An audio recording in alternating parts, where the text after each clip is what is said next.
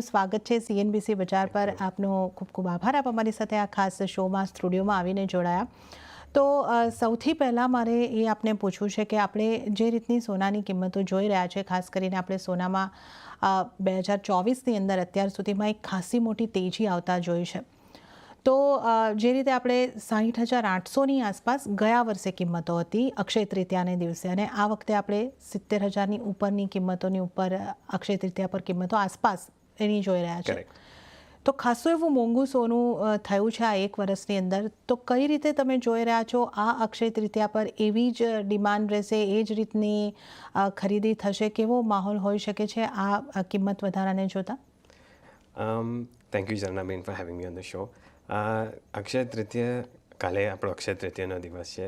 વર્ષોથી અક્ષય તૃતીયાના ભાવો તમે જોશો તો વધતા જ રહ્યા છે. ઘણા વર્ષોથી ડિમાન્ડ ગોલ્ડ જ્વેલરીની વધતી ગઈ છે અને આવતા બી વધતી રહેશે.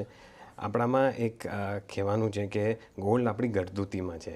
તમે જોશો ને કે નાના કે મોટા માણસ કોઈ બી હોય, એ લોકો ક્યારે ને ક્યારે પૈસા બચાવી અને આખા વર્ષમાં સોનું ખરીદતા હોય છે.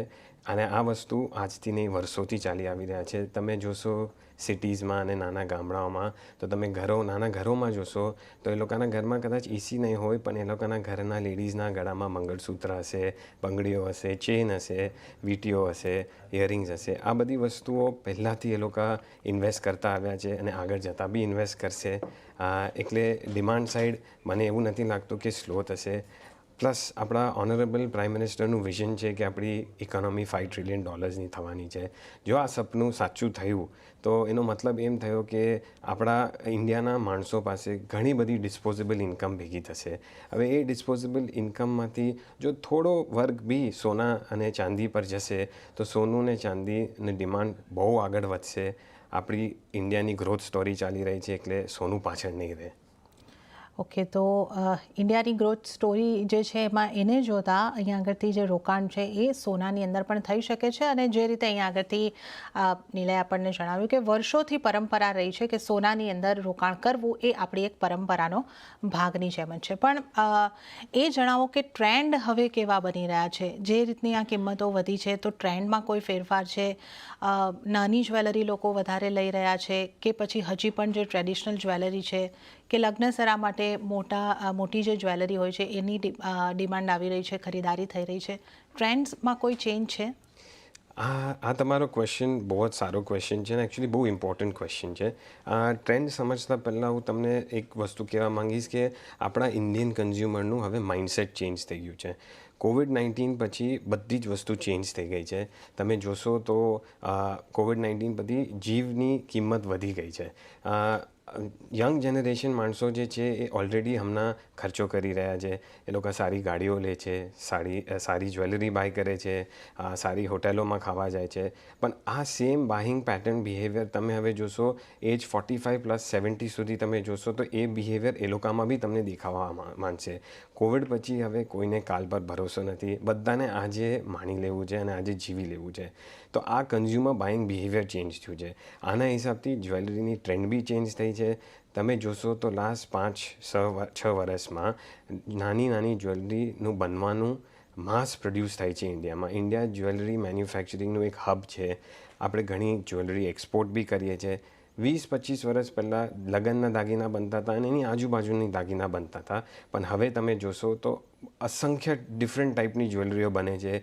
કોર્પોરેટ જ્વેલરી બને છે, તમે કલર સ્ટોનની જ્વેલરી બનશે, પ્લેન ગોલ્ડ જ્વેલરી બને છે, બજેટેડ જ્વેલરી બને છે. આજનો જમાનો એકદમ ચેન્જ થઈ ગયો છે. લોકોને જલ્દી પહેરવું છે, જલ્દી માણવું છે અને એના બધા શોખ પૂરા કરવા છે. એટલે લગ્નો તો થાય છે અને લગ્નો તો ઘણા વધશે અને એની જ્વેલરીની ડિમાન્ડ બી વધે છે. પણ જે નાની જ્વેલરી જે છે એ આગળ જતાં એનો ગ્રોથ બહુ મોટો દેખાય છે. અને એ વસ્તુ એવી છે કે લોકો નાની વસ્તુ લે છે, 2 વર્ષમાં પાછી બદલી બી આપે છે. એટલે નવું લો અને નવું પહેરો, એ ટ્રેન્ડ ઘણો આગળ વધતો જાય છે. અને મને દેખાય છે કે નેક્સ્ટ 10-15 યર્સમાં આ ટ્રેન્ડ વધતો જ જશે, ઓછો નથી થવાનો. કહેવાનો મતલબ છે કે બંને ચાલશે, પણ નાની વસ્તુઓ પર ફોકસ થોડુંક વધારે થઈ રહ્યું છે હમણાં.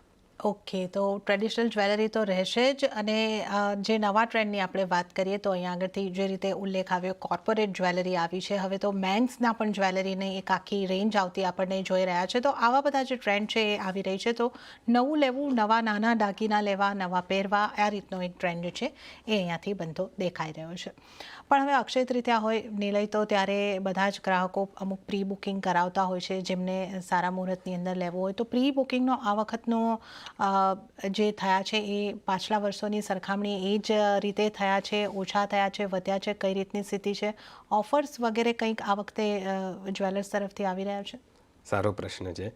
અમારી કંપની 112 વર્ષની છે. મારા ગ્રેટ ગ્રાન્ડફાધરે ચાલુ કરી છે અને હું 4th જનરેશન છું. વર્ષોથી અમે જોઈ રહ્યા છે કે સોનામાં ક્યારે બી મંદી નથી. તમે લોકો ક્યારે બી હોય પૈસા બચાવીને આવા ઓસ્પિશિયસ ડે પર સોનું તો લે જ છે.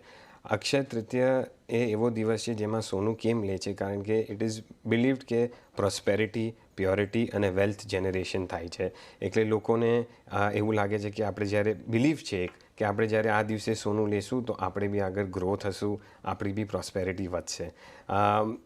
અમારે ત્યાં એવરી યર બુકિંગ્સ અક્ષય તૃતીયના વધતા જ ગયા છે, અને અમે આ એક જ એવો દિવસ છે જ્યારે અમે કસ્ટમરને સામેથી થોડી ઓફર્સ આપીએ, કારણ કે અમને બી જોઈએ છે કે ઘરોમાં સોનું જવું જોઈએ. એ આપણું બેકબોન છે અને એ ક્યારેય હટવાનું નથી. એટલે જેમ તમે દિવાળીના ટાઈમ પર ગાડી બુક કરો અને દિવાળીના દિવસે લો, એવી રીતે જ લોકો જ્વેલરી અક્ષય તૃતીયના દિવસે લે છે. પ્રી બુક કરીને જાય, સારું ડિસ્કાઉન્ટ મળે છે અને એ દિવસે લઈ લે છે. આ ટ્રેન્ડ બી ઘણા વર્ષોથી ચાલી રહ્યો છે અને આગળ બી ચાલતો રહેશે. ઓકે, તો પ્રી બુકિંગ થતું રહ્યું છે, આ વર્ષે પણ થયું છે, અને અમુક ઓફર્સ પણ આપને આવતીકાલે મળી શકે છે. મુહૂર્તના ટાઈમ જે છે એ આપની સ્ક્રીન ઉપર આપ જોઈ શકો છો. તો જો સોનાના ઘરેણાં આવતીકાલે લેવાનું વિચારતા હો તો તમે ચોક્કસપણે આ મુહૂર્તની અંદર ખરીદી કરી શકો છો. હવે નિલય, છેલ્લો પ્રશ્ન મારો આજને માટે આપને એ રહેશે કે સોનાની કિંમતોને લઈને આપનો આઉટલુક કેવો બની રહ્યો છે? એઝ અ જ્વેલર આપ કિંમતોને ક્યાં જતી જોઈ રહ્યા છો? આ બહુ ઇમ્પોર્ટન્ટ ક્વેશ્ચન છે. મને લાગે છે કે સોનાનો આઉટલુક, મારા ઓપિનિયનના હિસાબથી સોનાનો આઉટલુક બહુ જ બ્રાઇટ લાગે છે. સોનું એ એવી વસ્તુ છે કે આગળ જઈને એના ભાવ વધવાના જ છે, ઘટવાના નથી. એનો એક સિમ્પલ એક્ઝામ્પલ આપું છું તમને. સોનાનો ભાવ એકચ્યુઅલી ઇન્ટરનેશનલ માર્કેટ ડિક્ટેટ કરે છે, આપણે ઇન્ડિયન રૂપીઝ ડિક્ટેટ નથી કરતું. એટલે સોનાનો ભાવ આજે $2300 પર આઉન્સ છે, અને રૂપિયો એમને કીધું 83.50 છે. એટલે તમે એ બંનેને મલ્ટીપ્લાય કરો તો તમારો સોનાનો ઇન્ડિયાનો ભાવ આવશે. હવે એક આપણે નાનો એક્ઝામ્પલ લઈ લઈએ અને વિચારીએ કે સોનાનો ભાવ આજથી 5 વર્ષ સેમ જ રહેશે, ચેન્જ નહીં થાય. પણ જો તમારો રૂપિયો થોડો નબળો થયો, 83નો 86 થયો, 87 થયો કે 88 થયો, તો આ જ સોનાનો ભાવ ઇન્ડિયામાં સીધો 70,000 થી 80,000 રૂપિયા થઈ જશે. હવે તમે એમ વિચારો કે જો સોનાનો ભાવ બી વધ્યો અને આપણો રૂપિયો થોડો વધારે નબળો થયો, તો તમને થોડાક વર્ષોમાં જ આ સોનાનો ભાવ ₹1,00,000 થઈ જશે, અને લોકો આશ્ચર્યચકિત થઈ જશે કે આ કેવી રીતે થયું. 50,000નો ભાવ હતો ત્યારે લોકોને મોંઘું લાગતું હતું, આજે 70,000નો ભાવ છે. કાલે લાખ થશે તો તમને આ 70,000નો ભાવ એકદમ મીઠો લાગશે. એટલે મારું કહેવાનો મતલબ એમ છે કે જેમ બને ત્યાં સુધી ઇન્વેસ્ટ કરતા રહો, સોનામાં રહેતા રહો. એ આપણો બેકબોન એસેટ છે, એ ક્યારે બી તમને દગો નહીં આપે. ઓકે, તો સોનાની કિંમતો સમયની સાથે વધતી જ રહી છે. એ રીતે જ આપણે અહીંયા આગળથી પરંપરા પણ જોઈ છે, અને આ જ આઉટલુક અહીંયા આગળથી પણ બનતો દેખાઈ રહ્યો છે. સમય સાથે સોનું વધતું જ રહે છે. તો આ અક્ષય તૃતીયા પર સોનાની ખરીદી કરવાનું વિચારતા હોય તો ચોક્કસપણે કરી શકો છો. નિલય, આપનો ખૂબ ખૂબ આભાર. આપ સ્ટુડિયોમાં અમારી સાથે આ ખાસ ચર્ચામાં જોડાયા. Thank you for having me. Thank you so much. તો સાથે જ